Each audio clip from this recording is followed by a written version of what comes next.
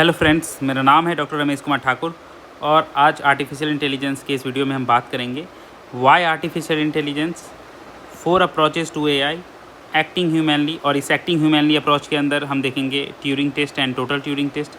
इसके बाद 3 और अप्रोच हैं, टोटल 4 अप्रोच होते हैं। दूसरा होता है थिंकिंग ह्यूमनली, तीसरा होता है थिंकिंग रैशनली और चौथा होता है एक्टिंग रैशनली अप्रोच। उसका थोड़ा देखेंगे foundation of AI, state of the art in AI और गोल्स ऑफ एआई। तो बेसिकली ये इंट्रोडक्शन टू एआई जो है वो पहला टॉपिक है एआई का।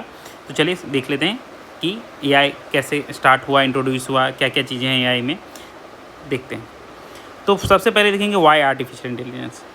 तो जब भी हम किसी सब्जेक्ट को पढ़ते हैं तो सबसे पहला क्वेश्चन हमारा यही होना चाहिए कि हम उस सब्जेक्ट को पढ़ ही क्यों रहे हैं, ऐसी क्या ज़रूरत पड़ गई। ठीक है, तो आर्टिफिशियल इंटेलिजेंस सबसे पहली बात तो आज के डेट में हर जगह एआई का यूज़ हो रहा है। ठीक है, ये जो नया हमारा एरा है 21st सेंचुरी, ये पूरा एआई का युग है। ठीक है, इसमें हर जगह आप छोटे से छोटे मशीन से लेके आप टीवी, फ्रिज, जो भी माइक्रोवेव, एवरीथिंग, हर जगह एआई लगा दिया गया है। ठीक है, तो हमें इन मॉडर्न टेक्नोलॉजी को समझने के लिए एआई समझना बहुत ज़रूरी है। एआई जो है वो बेस है सारे मॉडर्न टेक्नोलॉजीज़ का। और एआई का जो स्टार्ट हुआ था बेसिकली, सो ये इसलिए हुआ था क्योंकि साइंटिस्ट ने ये सोचने की कोशिश की कि हमारा दिमाग कैसे काम करता है, कि हमारा जो ह्यूमन ब्रेन है that is the most powerful machine. So ये ह्यूमन ब्रेन किस तरह फंक्शनैलिटी करता है एंड क्या हम इस फंक्शनैलिटी को मिमिक कर सकते हैं, अगर कर सकते हैं तो कैसे, और उसको करने की कोशिश भी करेंगे।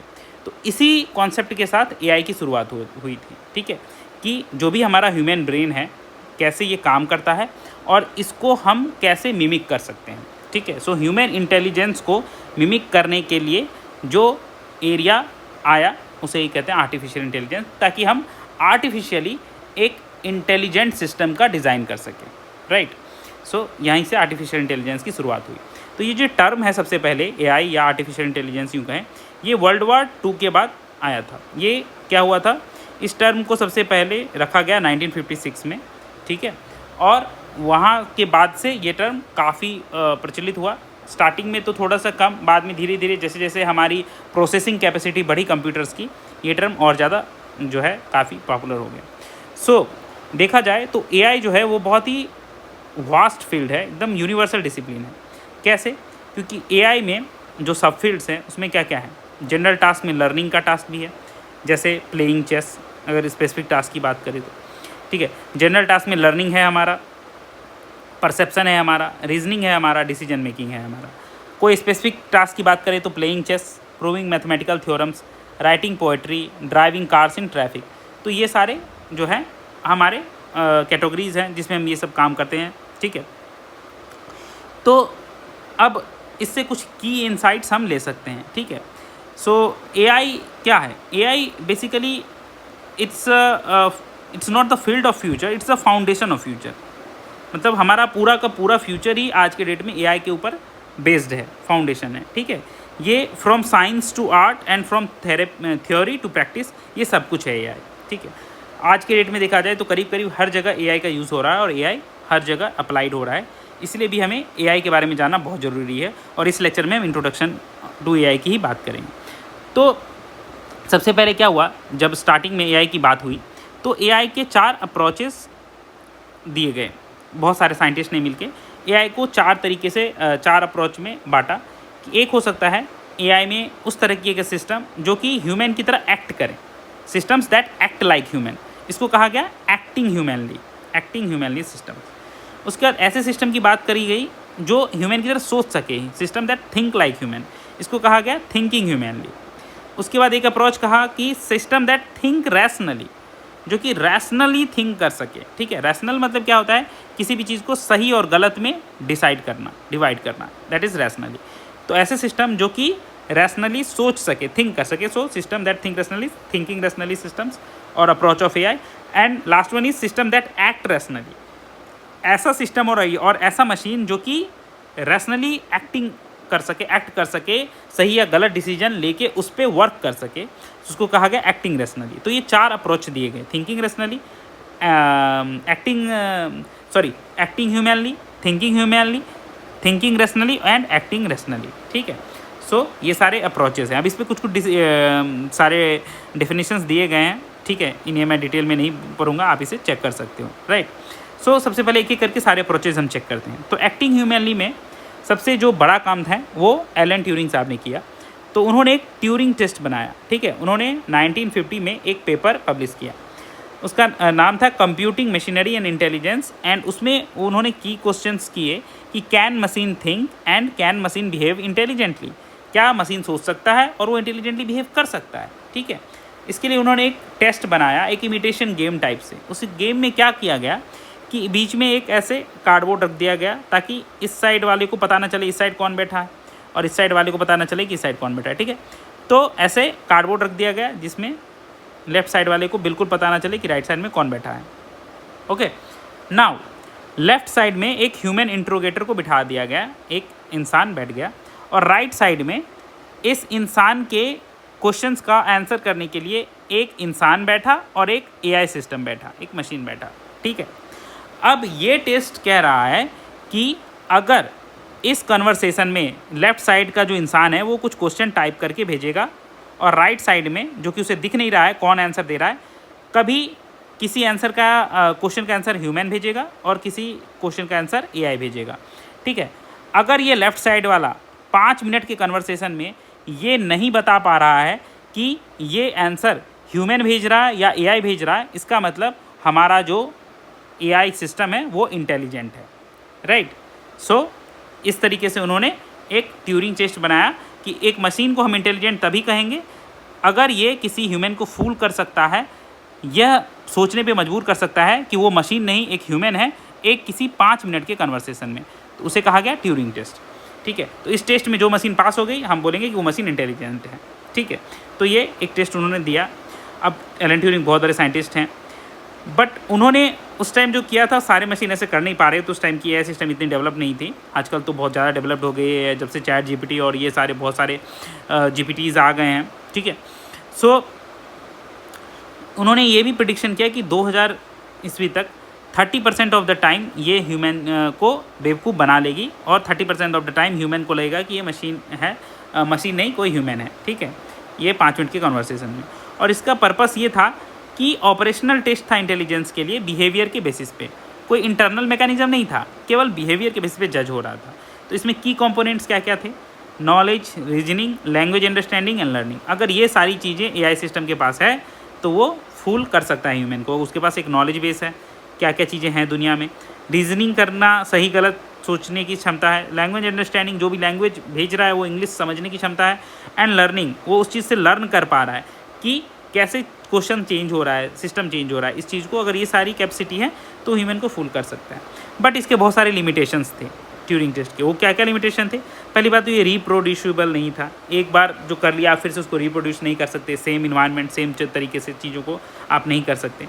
देन कंस्ट्रक्टिव नहीं था, कोई मैथमेटिकली इसमें फॉर्मूला और एनालाइजेबल नहीं था। इसीलिए क्या हुआ, इतने बड़े टेस्ट होने के बावजूद भी, इतने महान साइंटिस्ट थे, इस ट्यूरिंग टेस्ट को क्या कि कोई साइंटिफिक या इंजीनियरिंग स्टैंडर्ड नहीं माना गया, ठीक है। ये केवल एक फिलोसॉफिकल एंड प्रैक्टिकल टेस्ट बन के ही रह गया, इसे कोई एक स्टैंडर्डाइजेशन नहीं हुआ इसका, ठीक है। फिर भी इसे एक अच्छा खासा इसकी वैल्यू है, ठीक है। तो एक्टिंग ह्यूमनली अप्रोच में ये ट्यूरिंग टेस्ट का बहुत बड़ा योगदान है।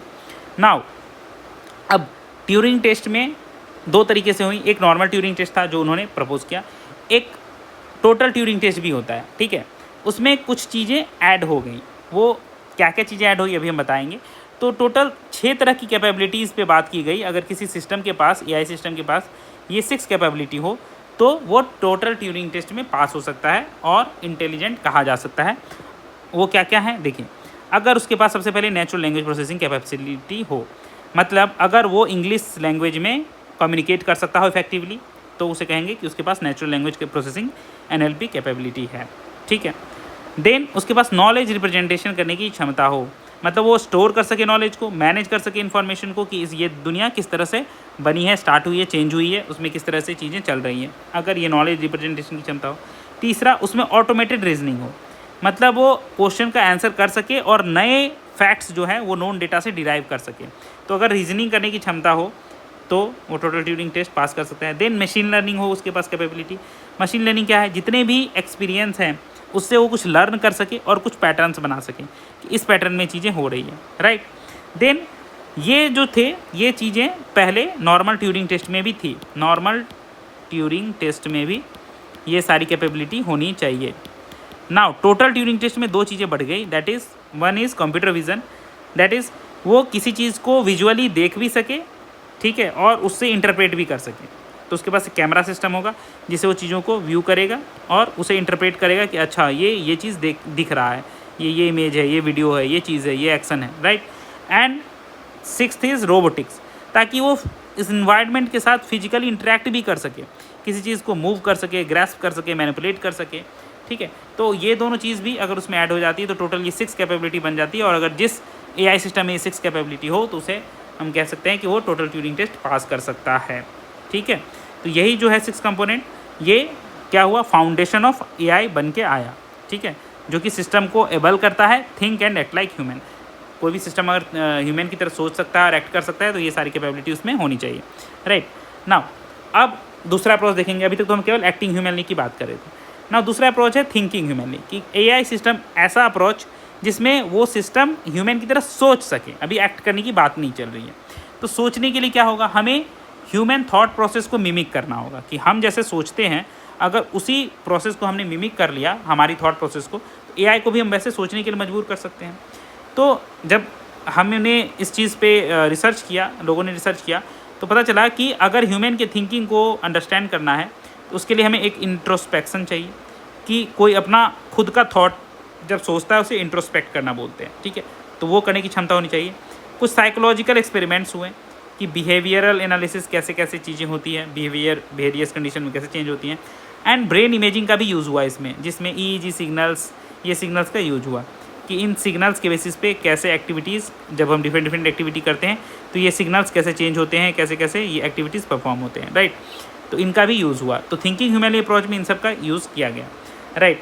तो इन सब से रिलेटेड क्या हुआ था, नेवेल एंड सिमॉन्स जो थे उन्होंने एक GPS बनाया था। ये ग्लोबल पोजिशनिंग सिस्टम वाला GPS नहीं है, ये था जनरल प्रॉब्लम सॉल्वर। इन्होंने 1961 में ही बना दिया था।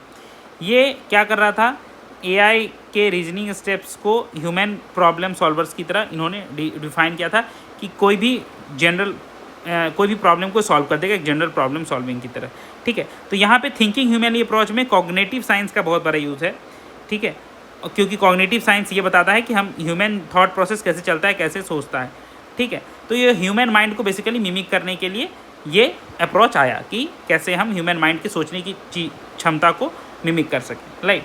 देन एक आया थिंकिंग रैशनली अप्रोच। अब रैशनल मैंने बता ही दिया, कोई भी चीज़ रैशनल तब होती है जब वो सही और गलत के बेसिस में चीज़ों को डिसाइड कर पाती है, ठीक है। What is right and what is wrong, अगर कोई सिस्टम ये डिसाइड कर पा रहा है, तो वो एक रैशनल सिस्टम है, ठीक है, रैशनल सिस्टम है। तो थिंकिंग रैशनली अप्रोच में कि कोई भी सिस्टम कैसे रैशनली सोच सकता है, ठीक है। सो उसके लिए सबसे बड़ी चीज़ क्या आई, लॉजिक। तो लॉजिक ऐसी चीज़ है जिसके बेसिस पे किसी भी रियल वर्ल्ड सिनेरियो को हम इंटरप्रेट कर सकते हैं और वहाँ से सही और गलत जो है हम डिसाइड कर सकते हैं, ठीक है। तो बहुत सारे लॉजिकल चीज़ें इसमें आई, कि बहुत सारे लॉजिक हम देखेंगे कि प्रोपोजिशनल लॉजिक होता है, एक प्रोपोजिशनल लॉजिक, एक होता है प्रीडिकेट लॉजिक। तो ये सब लॉजिक हम पढ़ेंगे आगे AI में एज ए चैप्टर्स। तो ये सारे लॉजिक का यूज़ करके कैसे AI सिस्टम जो है वो चीज़ों को रैशनली सोच सकता है, तो ये अप्रोच में यही कहा गया, right. Next one is acting rationally. अब वो तो हो गया सोचने वाली बात, अब है कि कोई रैशनली एक्ट कैसे कर सकता है, डिफाइन, मतलब वो सारे एक्शन जो परफॉर्म कर रहा है वो रैशनल होने चाहिए, सही होने चाहिए। मतलब रैशनल बिहेवियर क्या है, डूइंग द राइट थिंग। देखिए वही देखा गया है कि कोई अगर राइट काम कर रहा है तो वो रैशनल बिहेवियर है, ठीक है। तो इस राइट को डिफाइन करने के लिए क्या कहा गया सिस्टम को, कि मैक्सिमाइज द गोल अचीवमेंट। अब जो भी कोई सिस्टम डिज़ाइन करते हैं AI सिस्टम, ठीक है, कोई भी AI सिस्टम जो डिज़ाइन होता है हमारा, वो एक गोल को ध्यान में रख के होता है। तो अगर उस गोल को मैक्सिमाइज़ कर रहा है कि गोल अचीव करने में उस डायरेक्शन में वो जा रहा है, तो दैट मीन्स वो सही काम कर रहा है, ठीक है। तो ये पूरी गोल अचीवमेंट पे फोकस होता है एक्टिंग रेशनली वाला अप्रोच, ठीक है, कि उस गोल की तरफ जा रहा है कि नहीं और इफेक्टिवली जा रहा है कि नहीं, कम से कम कॉस्ट में जा रहा है कि नहीं, और ज़्यादा से ज़्यादा इफ़िशियंसी में वो गोल अचीव कर रहा है कि नहीं।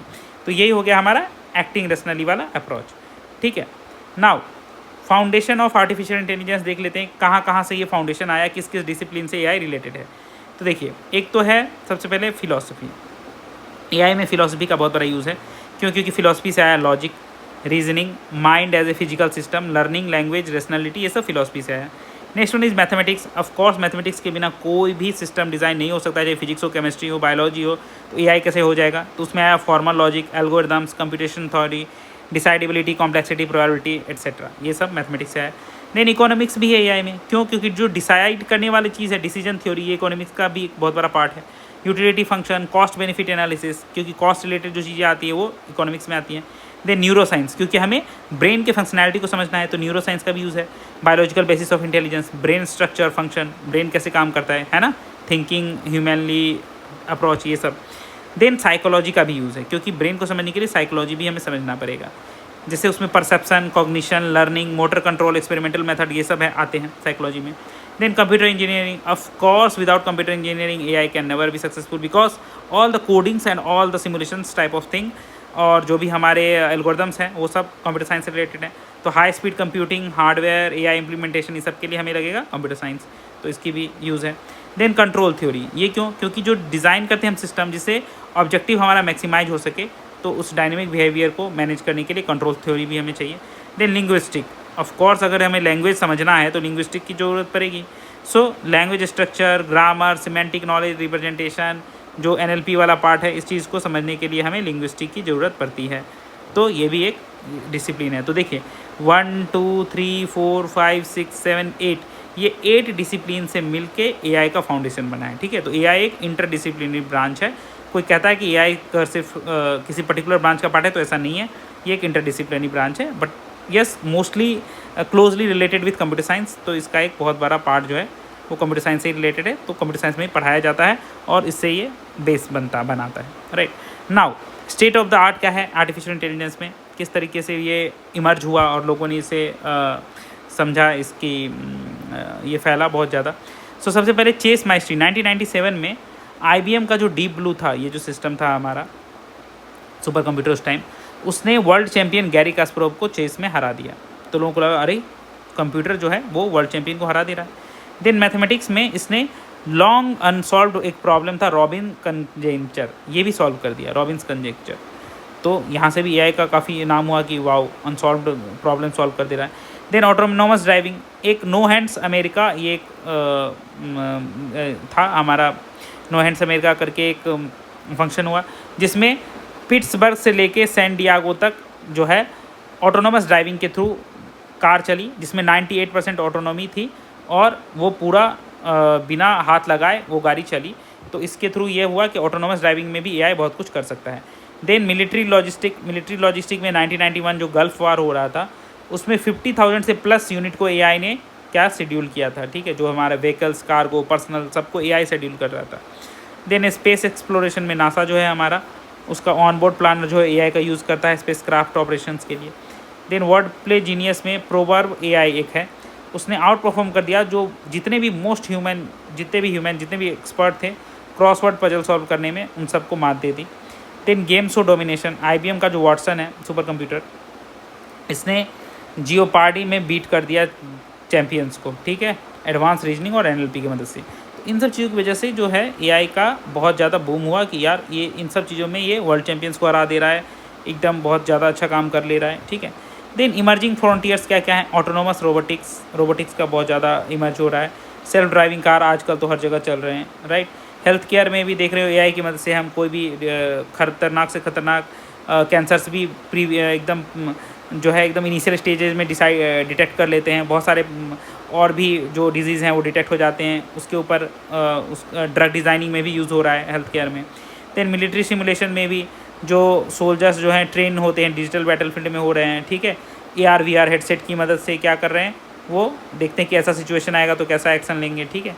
तो एआई का यहाँ भी यूज़ हो रहा है।